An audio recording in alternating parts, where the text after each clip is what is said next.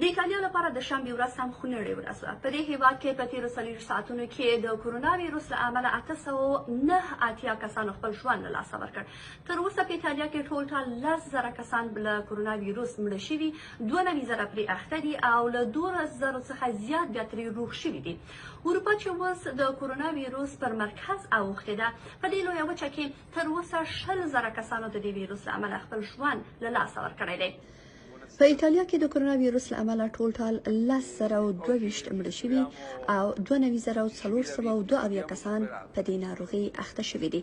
د ویروس د خپرېدو د کنټرول لپاره د ایټالیا ټول کاروبارونه او غیر ضروري فابریکې او سوداګري تړل شوي چې له دې سره د ډیرو ایټالیایي اتباعو په عایداتو کې د پام وړ کمښت راغلی دی.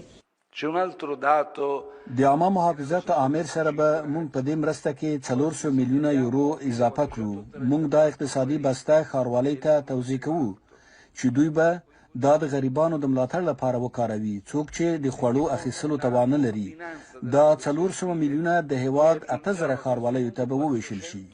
په ورته وخت کې د چین په ګډون ګڼ شمېر هیوادونو د ایټالیا سره د دې ویروس سره د مبارزې لپاره د مرستې لاس غځولی دی.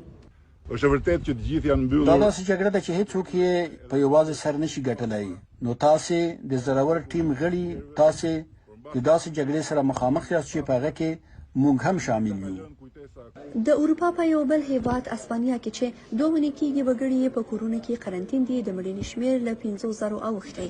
په تېره یوه شپه او ورځ کې د کرونا ویروس له امله 832 کسانو خپل ژوند له لاسه ورکړی چې له دې سره د مړینې شمېر 5,690 تنو ته رسیږي او د تایید شویو پیښو شمېر 72,000 ته رسیږي.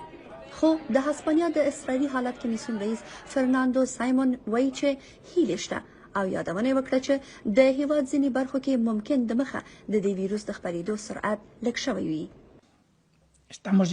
موږ به د دې مصیبت څخه خلاص شو، موږ به هدف ته ورسیږو، خو کله به ورسیږو دقیق ویلی نشم. موږ هغه ډیټا او معلومات چې ترلاسه کوو د هغې پر بنسټ تاییدولی شو. د هسپانیا تر ټولو زیانمن شوي سیمو کې ډاکټران، نرسان او امبولانس چلوونکي په نه ستړي کېدونکې توګه کار کوي او په خطرناکه کچه ناروغه کېږي هم. د هیواد کې تر اوسه د 9,000 څخه ډېر روغتیایي کارکوونکي په دې ناروغۍ اخته شوي دي. ګالیا رڼا نورستانۍ، د امریکا غږ آشنا ټلویزیون، واشنګټن.